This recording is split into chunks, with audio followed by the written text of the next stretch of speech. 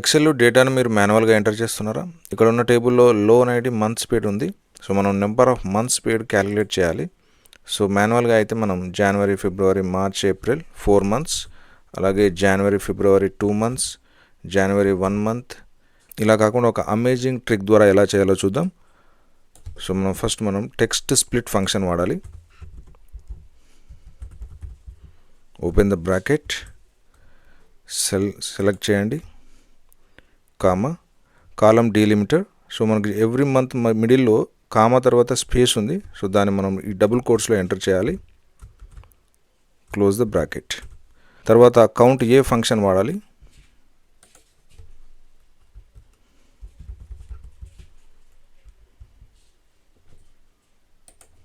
Close the bracket, enter. So మనకు number of months count వచ్చేసింది. అలాగే దీన్ని సెండ్ ఇట్ డౌన్. సో ఈ వీడియో మీకు నచ్చినట్టయితే లైక్ చేయండి, షేర్ చేయండి, అలాగే నా ఛానల్ని సబ్స్క్రైబ్ చేయండి. Thank you so much.